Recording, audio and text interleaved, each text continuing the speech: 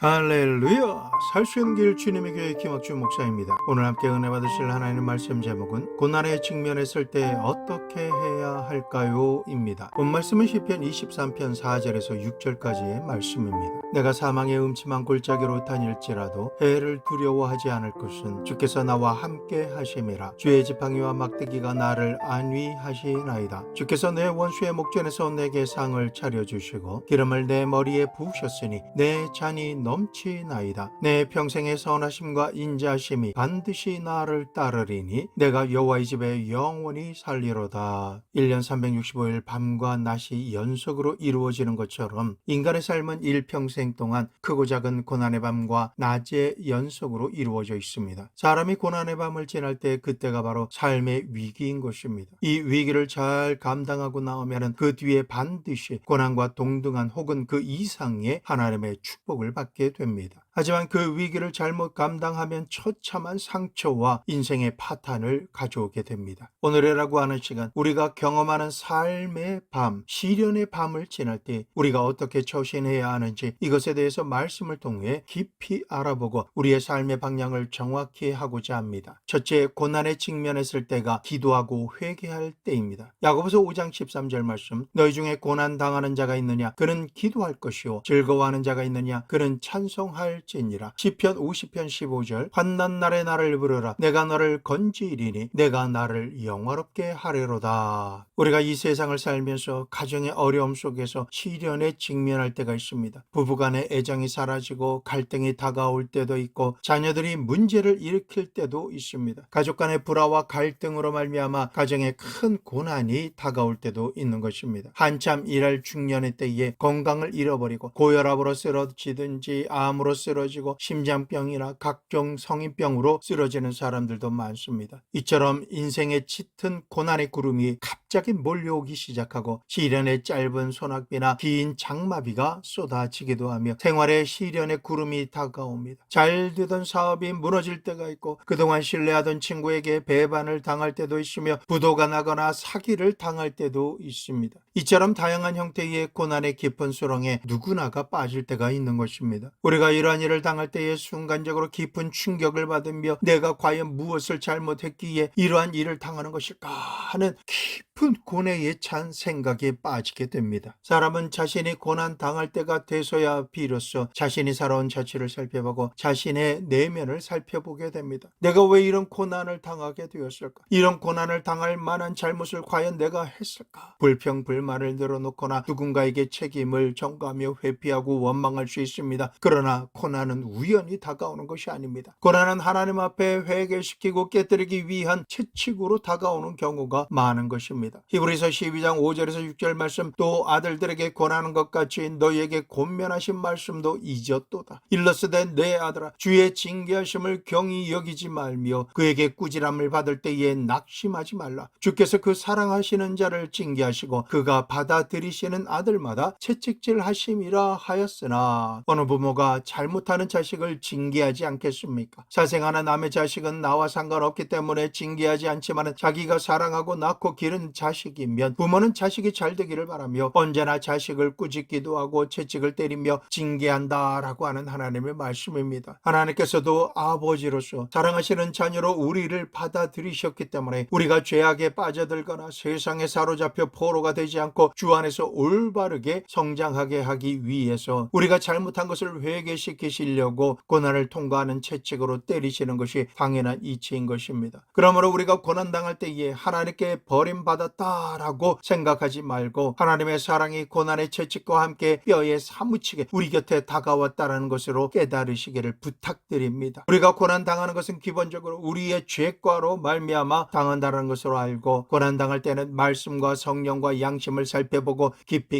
회개하고 통회 자복하며 하나님께서 그 회개의 기도를 받으시고 우리의 모든 것을 복구시켜 주시는 것을 믿으셔야 합니다. 시편 107편 10절에서 20절 말씀, 사람이 흑암과 사망 사망의 그늘에 앉으며 공고와 쇠사슬에 매임은 하나님의 말씀을 거역하며 지존자의 뜻을 멸시함이라. 그러므로 그가 고통을 주어 그들의 마음을 겸손하게 하셨으니 그들이 엎드려져도 돕는 자가 없었도다. 이에 그들이 그 환난 중에 여호와께 부르짖음에 그들의 고통에서 구원하시되 흑암과 사망의 그늘에서 인도하여 내시고 그들의 얽어맨 줄을 끊으셨도다. 여호와의 인자하심과 인생에게 행하신 기적으로 말미암아 그를 찬송할지로다. 그가 논문을 깨뜨리시며 쇠빗장을 꺾으셨음이로다. 미련한 자들은 그들의 죄악의 길을 따르고 그들의 악을 범하기 때문에 고난을 받아 그들은 그들의 모든 음식물을 싫어하게 되어 사망의 문에 이르렀도다. 이에 그들이 그들의 고통 때문에 여호와께 부르짖으며 그가 그들의 고통에서 그들을 구원하시되 그가 그의 말씀을 보내어 그들을 고치시고 위험한 지경에서 건지시는도다. 사람이 흑암과 사망의 그늘에 앉으며 공고함과 쇠사슬에 매이는 것은 하나님의 말씀을 알고도 지키지 않고 하나님의 뜻을 멸시하는 그러한 삶을 살았기 때문에 하나님께서 우리를 낮추시기 위해서 고난을 통과하게 하시고 채찍으로 때리시며 우리를 괴롭게 하시는 것입니다. 아버지 하나님께서는 진노하시는 중에서라도 회개하고 자복하며 하나님 앞으로 돌아오기만 하면 우리의 모든 죄가를 도말하여 주시고 용서하시며 돕는 손길을 베풀어 주심으로 고난의 때를 틈타서 괴롭히고 결박하는 모든 흑암의 세력과 사망의 그늘을 철폐하시고 얽히고 설킨 줄을 끊고 구원의 손길을 베풀어 주시는 것입니다. 우리가 아무리 죽음이나 죽음의 방불한 무시무시한 시련에 떨어져 있다 할지라도 하나님께서는 그 논문을 깨뜨리시고 쇠빗장을 꺾어버리시며 구출해 주시고 이끌어 주시는 것입니다. 그러므로 고난당할 때는 회개할 때인 것입니다. 고난당할 때는 죄악의 길에서 돌아설 때요, 과거의 잘못을 모두 다 청산할 때입니다. 신앙생활을 한다고는 하지만 일방적으로는 편안할 때는 회개하지 않습니다. 하지만 고난을 당하는 때가 되면 곧바로 하나님 앞에 엎드려 통회 자복하며 회개하는 것입니다. 둘째로 고난에 직면했을 때가 하나님의 얼굴을 간절히 찾을 때입니다. 사람이 고난을 당하게 되면 주일 정 예배는 물론이고 새벽 예배, 수요 예배, 금요철의 예배, 그리고 여러 기도회에 갈급한 마음으로 적극적으로 참석하며 더욱더 다급해지면 금식기도원에 가서 작정한 기간 동안 금식하면서 하나님의 얼굴을 구하며 기도드립니다. 이러한 시간들을 통해서 하나님보다 높아졌던 자기 교만이 깨뜨려지며 겸손하게 됩니다. 성도 여러분, 우리가 어떤 연유로 고난을 당할까요? 가장 큰 이유는 하나님보다 높아져서 자기의 지혜와 힘과 능력으로 자기가 원하는 일, 원하는 삶을 살겠다라고 건방지게 날뛰다가 고난을 당하게 되는 것입니다. 예레미야서 33장 2절에서 3절 말씀, 이 일을 행하시는 여호와, 그것을 만들며 성취하시는 여호와, 그의 이름을 여호와라 하는 이가 이와 같이 이르시도다. 너는 내게 부르짖으라. 내가 내게 응답하겠고 내가 알지 못하는 크고 은밀한 일을 내게 보이리라. 이 말씀을 보면은 일은 하나님의 소유이며 하나님만이 결정하시고 행하실 특권을 가지고 계시다라는 것입니다. 이처럼 모든 일은 하나님의 것임에도 불구하고 사람은 이 일을 온전히 감당할 능력도 없으면서 자기의 지극히 작은 능력과 수단과 방법으로 억지로 진행하고 이끌어 나가려고 하다가 낭패와 실망을 당하고 고난에 처해 실망하는 존재가 되는 것입니다. 하나님께서 우리의 삶의 주인이 되시고 모든 일의 주체가 되시는 것입니다. 우리가 무엇인가 하는 것 같지만 실제로 하나님께서 우리를 위해서 우리에게 지혜와 능력을 주심으로 삶에서 일어나는 모든 일을 친히 행해 주시고 성취케 하심으로 나를 위해 살아주시는 것입니다. 갈라디아서 2장 20절 말씀, 내가 그리스도와 함께 십자가에 못 박혔나니 그런즉 이제는 내가 사는 것이 아니요 오직 내 안에 그리스도께서 사시는 것이라. 이제 내가 육체 가운데 사는 것은 나를 사랑하사 나를 위하여 자기 자신을 버리신 하나님의 아들을 믿는 믿음 안에서 사는 것이라. 우리의 삶은 내가 사는 것 같지만 내가 사는 것이 아니라 오직 내 안에 계신 그리스도께서 사시는 것입니다. 예수님께서 내 삶의 주인이시고 나는 주님의 뜻을 이루는 종이 되며 예수님께서 내 삶의 주체자가 되시고 나는 주님의 말씀대로 순종 복종하며 따르는 객체가 되는 것입니다. 예수님께서 나를 통해서 살아주시고 나의 삶과 가정과 일터를 운영해 주시는 것입니다. 그러므로 인생을 산다고 하는 것은 하나님께서 운영해 주시는 것이지 내가 운영해서는 안 되는 것입니다. 아담과 하와가 지은 가장 최악의 죄악은 하나님 중심으로 살지 않고 하나님을 주인으로 삼지 않았으며 하나님을 주체로 살지 않고 자기가 인생의 삶의 주체가 되고 주인이 되며 모든 삶을 자기 스스로의 생각과 힘으로 경영하며 살아가겠다라고 배반하고 나갔다가 하나님께서 지으시고 운영하시는 복된 낙원 에덴 동산에서 쫓겨나고 저주를 받아 일평생 동안 이마에 땀을 흘려야 먹고 살며 고통과 질병으로 인해 괴로움을 당하고 제한된 시간 동안 살다가 죽어 흙으로 돌아가는 인생이 되고 만 것입니다. 우리가 예수 이름을 믿고 하나님 앞에 나온다라고 하는 것은 우리의 일생을 하나님께 내어 맡긴다라는 뜻입니다. 예수 이름을 믿는다라는 것은 아버지 하나님께서 내 인생의 주인이 되시고 나는 종의 자리에 내려앉으며 하나님께서 내 삶을 주장하시는 삶의 주체가 되시는 것입니다. 그래서 삶의 흥망성쇠의 모든 것을 내 인생의 주인이신 하나님께 맡겨드리면 하나님께서 맡아서 경영해 주시고 우리는 따라갈 따름입니다. 마태복음 11장 28절 말씀, 수고하고 무거운 짐진 자들아 다 내게로 오라 내가 너희를 쉬게 하리라. 주님께서 이렇게 말씀하셨습니다. 수고하고 무거운 짐을 너 혼자 모두 다 짊어지고 가겠다니 그 고집 피우다가 그래서 오늘날 내가 고난을 당하고 있는 것이다. 이제라도 너의 그 짐을 지고 내게로 오너라. 그 짐은 내 것이다. 일도 내 것이다. 내가 그동안 홀로 그 모든 짐을 지고 갔기에 그동안 수고했지만 이제 그 모든 짐을 내게 맡겨라. 모든 일을 나에게 맡겨라. 그리고 너는 쉼을 얻을지니라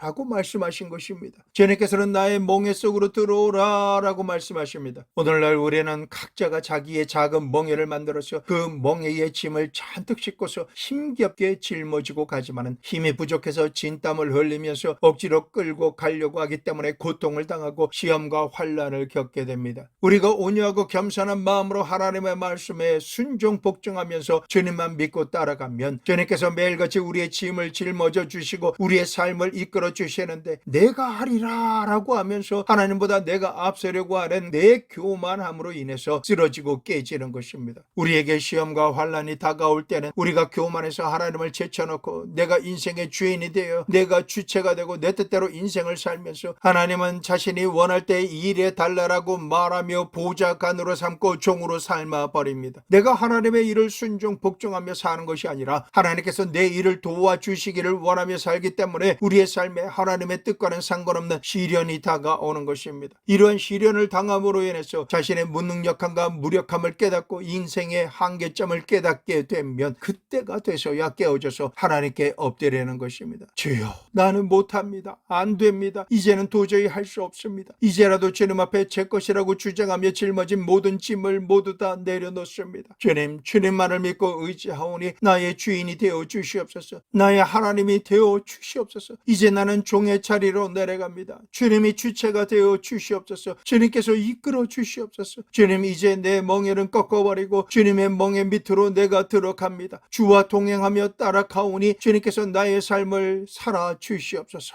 주님께서는 우리가 이렇게 변화되게 하려고 자초한 고난을 허락하시고 보내주시는 것입니다. 고난을 통해 내가 깨어지고 나의 멍에가 깨어지며 온전히 주님 중심으로 서게 되고 하나님만을 섬기며 살아가게 될 때에 우리에게 고난은 사라지고 하나님께서 예비하신 큰 은총이 임하게 되는 것입니다. 사랑하는 성도 여러분, 우리는 원래부터 하나님의 은혜로 인생을 살도록 지음받았습니다. 나의 힘과 나의 능력으로 사는 것이 아니라 창조의 원리 그대로 본래 모습으로 돌아가 주님의 날개 끈을 밑에서 하나님의 은혜로 신세를 지고 사는 이와 같은 삶이 참된 삶이요 복된 인생이 되는 것입니다. 그러므로 고난 당할 때는 내가 깨어지고 내 것이라 주장했던 작은 멍에를 깨뜨려 버리며 겸손하게 낮아져서 하나님의 얼굴을 간절히 찾는 그러한 시간인 것을 깨닫고 알아야 하는 것입니다. 그렇게 될 때 우리의 고난은 사라지고 이 고난으로 인하여 오히려 더 큰 축복이 기적으로 다가오며 기쁨이 충만한 삶을 살아가게 되는 것입니다. 셋째, 고난에 직면했을 때 내일에 대한 긍정적인 꿈을 가져야 합니다. 환난의 어려운 밤은 깊고 깊은 절망의 안개 속에 휩싸여서 갈 바를 알지 못하게 만듭니다. 자신의 현주소를 알지 못하기 때문에 내일에 대한 꿈도 잃어버리고 매일매일 낙심하고 좌절하는 삶을 살게 되는 것입니다. 사람들은 가정과 사회생활에 어려움을 당하고 일터에서 고난으로 인해서 좌절하며 희망을 잃어버림으로 생명을 달리하는 분들을 볼 때 너무나 안타깝습니다. 사랑하는 성도 여러분께 사랑으로 고면해드립니다. 환난과 고난의 어두운 밤이 다가올 때 그 밤이 바로 성령 하나님의 계시를 받을 때입니다. 산속에서 길을 잃고 밤이 되어 빛 한 점이 없어 사방이 깜깜할 때에 그처럼 가장 어두운 밤이 되었을 때 바로 그때가 별빛이 가장 찬란하게 빛날 때인 것입니다. 우리가 환난을 만나 고난에 가진 어려움을 당했을 때에 그때 하나님께 엎드려 기도드리고 하나님 앞에서 응답 받을 때까지 기다리면 그때가 가장 새롭게 찬란한 계시를 받을 때이며 살 수 있는 길로 인도함을 받을 수가 있는 때인 것입니다. 한 자매님이 훌륭한 청년과 약혼을 하고 결혼 날짜를 기다리며 꿈에 부풀어 있었는데 남자 청년이 일반적으로 약혼을 취소했습니다. 이 자매님은 약혼을 취소당하고 난 다음에 그 모욕감과 낭패와 실망 때문에 기뻐하다가 순식간에 깊은 수렁 속으로 빠지고 말았습니다. 스스로 버림받았다라고 하는 생각 때문에 삶의 희망을 포기하고 식음을 전폐하며 아름다운 모습은 점점 초췌해지고 있었습니다. 이런 상황에 있을 때 자매 부모님이 자매를 데리고 상담하러 왔습니다.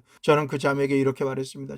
자매님은 인생의 가장 어두운 고난이 장차 가장 밝은 광명한 태양을 비출 수 있는 기회인 것을 알아야 합니다. 창세기 1장에 하나님께서 천지를 창조하실 때 창조의 흐름을 보면 저녁이 되고 아침이 되니 창세기의 말씀을 보면 첫째, 둘째 그리고 여섯째 날이니라 라고 기록되어 있는데 그때마다 어두운 밤이 오고 난 이후에 밝은 빛이 떠오르며 찬란한 아침이 되는 것이 창조 질서의 하루라고 하는 것입니다. 인생의 밤이 오면 바로 아침이 옵니다. 사도 바울 선생님은 아시아로 가서 복음을 전하려고 하다가 실패했습니다. 비두니아로 가서 복음을 전파하려다가 그 꿈도 또다시 깨어졌습니다. 판단하고 떠들기 좋아하는 사람들은 이 바울은 이미 하나님께 버림받았다, 성령님께서 바울을 떠났다라고 말했습니다. 그리고 바울을 따라다니던 제자들도 모두 다 떠나버렸습니다. 바울은 가장 슬픈 절망 가운데서 드로아로 내려갔습니다. 사랑하는 성도 여러분, 인생길은 올라가는 길은 힘들어도 소망으로 인해 행복하고 싶지만 내리막길을 내려간다는 것은 얼마나 수치스럽고 고통스러우며 어려운지 모릅니다. 바울은 이 슬픈 마음을 안고 드로아로 내려가니 드로아는 밤이었다라고 말했습니다. 시간상으로도 밤이었지만 바울의 인생과 사역의 밤이기도 했습니다. 바울은 드로아에서 밤을 지내며 더 이상은 아무것도 할 수 없는 절망 중에 하나님 앞에 엎드려서 강한 마음으로 깨어져서 기도드릴 때에 밤중에 하나님께서 환상을 보여주셨습니다. 사도행전 16장 9절에서 10절 말씀. 밤에 환상이 바울에게 보이니 마케도니아 사람 하나가 서서 그에게 청하여 이르되 마케도니아로 건너와서 우리를 도우라 하거늘 바울이 그 환상을 보았을 때에 우리가 곧 마케도니아로 떠나기를 힘쓰니 이는 하나님이 저 사람들에게 복음을 전하라고 우리를 부르신 줄로 인정함이로라. 바울은 인생의 밤에 마케도니아의 환상을 보았고 새로운 사역을 향해 출발했습니다. 그는 비록 아시아의 꿈이 깨어지고 비두니아의 꿈이 깨어졌을지라도 마케도니아의 환상을 받고 마케도니아로 건너가서 온 유럽 대륙을 복음화하는 사역을 시작한 것입니다. 고난의 밤이 유럽을 복음화하는 위대한 동기가 된 것입니다. 이 말씀을 자매님에게 하면서 고면하였습니다.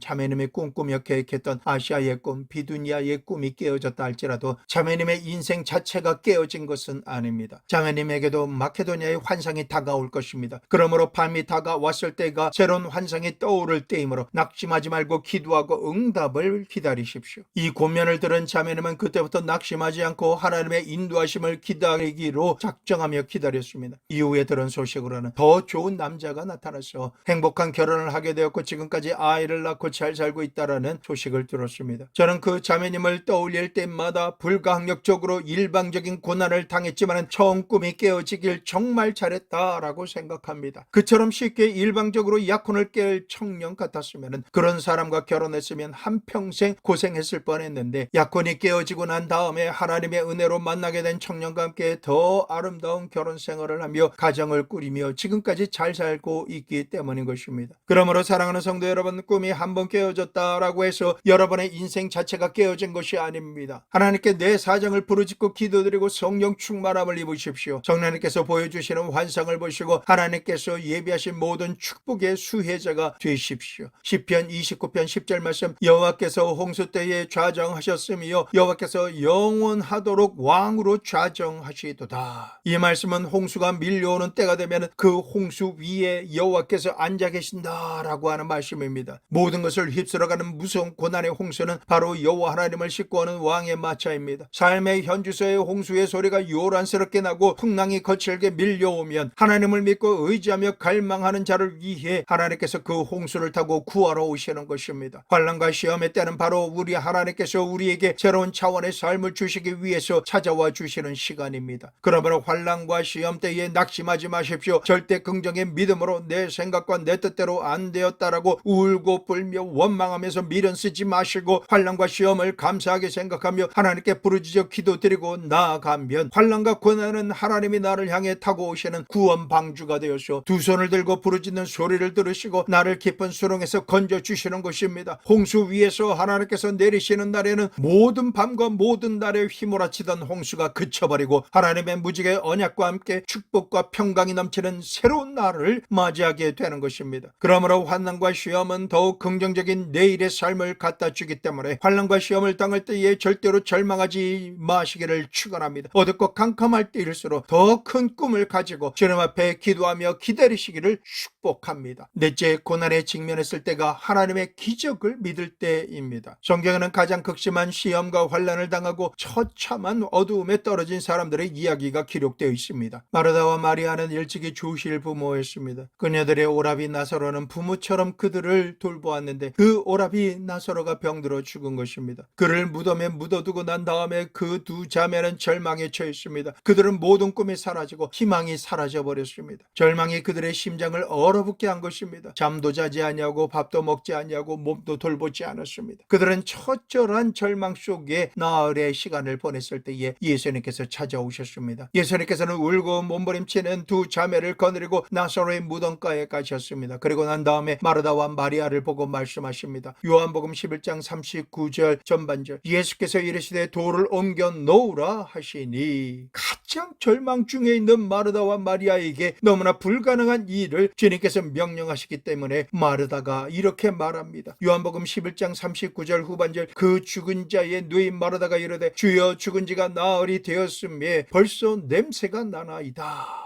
그때 주님께서 뭐라고 말씀하셨습니까? 요한복음 11장 40절 말씀, 예수께서 이르시되 내 말이 내가 믿으면 하나님의 영광을 보리라 하지 아니하였느냐 하시니, 우리 주님께서는 가장 어둡고 캄캄한 절망의 때에 찾아오셔서 우리에게 부활의 소망을 주시기를 원하시는 것입니다. 그러므로 예수님을 믿지 아니하는 사람은 어둡고 깜깜한 시험을 당하게 되면 온통 상처투성이가 되어 깨어지겠지만 예수님을 믿는 사람이 캄캄하고 어두운 시험의 때를 맞이할 때에는 예수님께서 친히 찾아오셔서 기적을 베풀어 주시고 하나님의 영광을 보게 하시는 것입니다. 그러므로 우리가 기적을 믿지 않는다면 우리의 신앙은 아무것도 아닙니다. 우리가 기적을 믿지 아니한다면 우리는 그리스도의 사람이라고 말할 수도 없습니다. 주님께서는 오늘날도 내 말이 내가 믿으면 하나님의 영광을 보리라 하지 아니하였느냐라고 말씀하시며 여러분과 저에게 기적을 믿을 것을 강요하시는 것입니다. 오늘날 환난과 시험을 당할 때에 우리는 기적이 일어날 것을 믿어야만 하는 것입니다. 눈에 아무 증거 안 보이고 귀에는 아무 소리 안 들리며 손에 잡히는 것이 없을지라도 인간으로서는 상상할 수가 없어서 도저히 희망이 없다라고 생각할지라도 하늘과 땅의 모든 권세를 가지고 지으신 예수님께서 우리 주님이 되시기 때문에 환난 날에 우리에게 친히 오셔서 우리를 지켜주시며 우리가 기도할 때에 기적이 일어나게 하셔서 환난이 끝이 나게 하시며 위대한 부활의 시간을 맞이하게 하시는 것을 우리는 절대로 믿어야만 되는 것입니다. 이 진리를 반드시 믿는 자에게 주님께서 믿는 대로 되도록 만들어 주시는 것입니다. 시편 50편 15절 말씀, 환난 날에 나를 부르라 내가 너를 건지리니 내가 나를 영어롭게 하리로다. 마가복음 9장 23절, 예수께서 이르시되 할 수 있거든이 무슨 말이냐, 믿는 자에게는 능히 하지 못할 일이 없느니라 하시니. 마태복음 8장 13절, 내 믿은 대로 될지어다.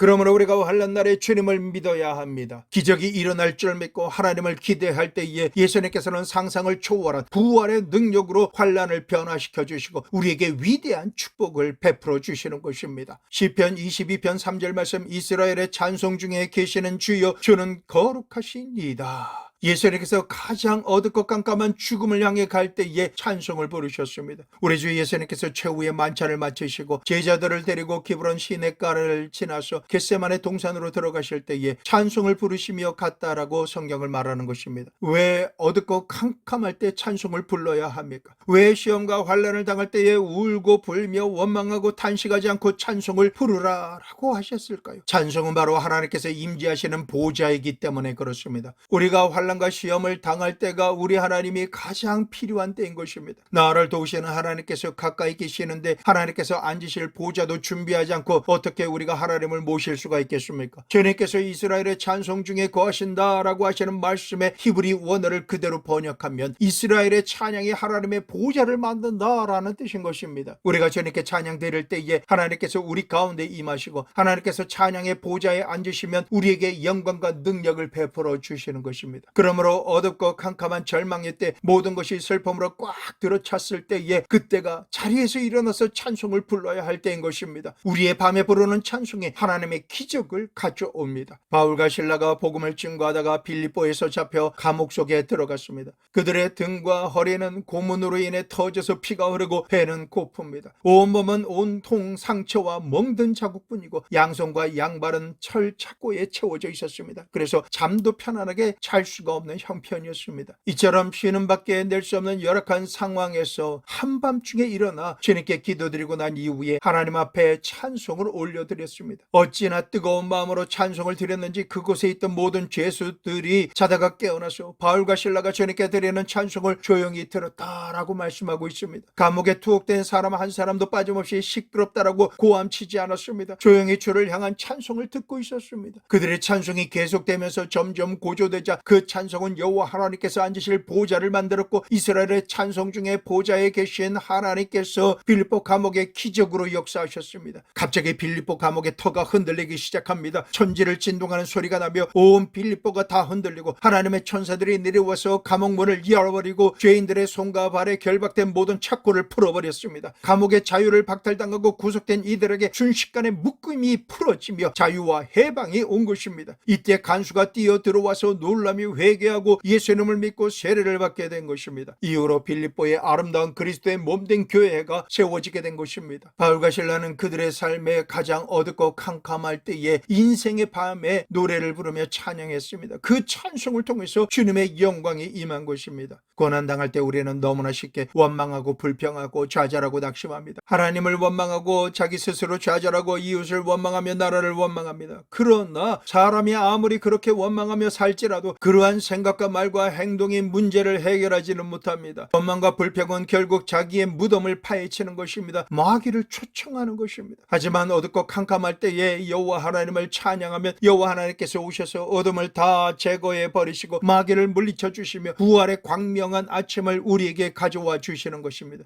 사랑하는 성도 여러분, 우리가 일생을 살면서 시험과 환난을 당하지 않을 수는 없습니다. 밤이 오고 낮이 오는 것처럼 우리의 삶에도 항상 밤이 오고 낮이 옵니다. 그러나 이 시험과 환난을 통해서 우리는 깨어지고 회개하게 되며 하나님 중심으로 살게 되고 하나님의 영광을 체험하며 신앙이 장성한 분량으로 성장하게 되는 것입니다. 반면 시험과 환난이 올 때마다 다른 사람에게 전가시키고 회피하며 도망치는 사람은 장성한 분량으로 신앙이 성장하기를 포기한 사람입니다. 그러므로 오늘이라고 하는 시간 우리에게 크고 작은 시험과 환난이 다가올 때에 그때를 절대 긍정의 마음으로 받아들이고 이 기회를 통해서 깨어지고 회개하며 그동안 교만했던 것과 잘못 살았던 삶 깨끗하게 청산하고 스스로 주인의 자리에 앉았던 곳에서 종의 자리로 내려와 앉는 기회로 삼아야 하는 것입니다. 고난과 시련의 때를 하나님 중심으로 하나님 주체로 하나님을 주인으로 섬기며 사는 삶으로 돌이키고 변화받는 최고의 기회로 삼아야 합니다. 그러므로 사랑하는 성도 여러분, 환난과 시험을 당했을 때에는 상황을 파악하고 다른 사람에게 절망할 거리를 보고하는 것을 멈추십시오. 언제나 절대 긍정적인 꿈을 가져야 합니다. 아시아나 비두니아로 가서 복음을 전할 꿈이 깨어지고 절망할 수밖에 없었던 사도 바울에게 마케도니아의 꿈이 새롭게 나타난 것처럼 우리도 새로운 꿈이 환상과 계시로 임하고 나타나며 행할 수 있게 되기를 기대하고 기적을 기대하며 꿈을 가지고 기대하며 기다려야 하는 것입니다. 환난과 시험은 우리에게 많은 기적을 가져오고 방향 전환과 성장의 체험을 가져오는 것입니다. 우리가 환난과 시험 당할 때에 내 삶의 부활이 다가올 것을 반드시 믿고 기도하면 주님께서 우리와 함께하여 주시고 상상을 초월하는 기적을 베풀어 주시는 것입니다. 사랑하는 성도 여러분, 시험과 환난을 당한 후 고난 당한 것이 내게 유익이 되었다라고 고백하며 주님께 감사하게 되시기를 축원합니다. 우리 하나님께서는 시험과 환난을 통해서 우리의 영혼이 더 잘되고 범사에 더 잘되며 강건하게 만들어 만들어 주시기를 원하십니다. 시험과 환난은 누구나 당하는 것이지만 이것을 어떠한 태도와 마음 자세로 직면하는가, 그것이 시험과 환난이 여러분에게 큰 축복이 될 것인가, 그렇지 않으면 파멸의 구렁텅이가 될 것인가를 결정하는 것입니다. 우리가 시험과 환난을 당할 때에 하나님을 향한 올바른 믿음과 상황에 대한 절대 긍정의 태도를 가지고 당하게 되면 시험과 환난은 여러분과 저에게 환난 대신에 하나님의 은총을 받아 기적과 축복의 주인공으로 변화되게 하는 크나큰 기회가 되는 것입니다. 이 진리를 믿으시고 절대 상관 있게 되시기를 우리 주 예수 그리스도의 이름으로 축복합니다.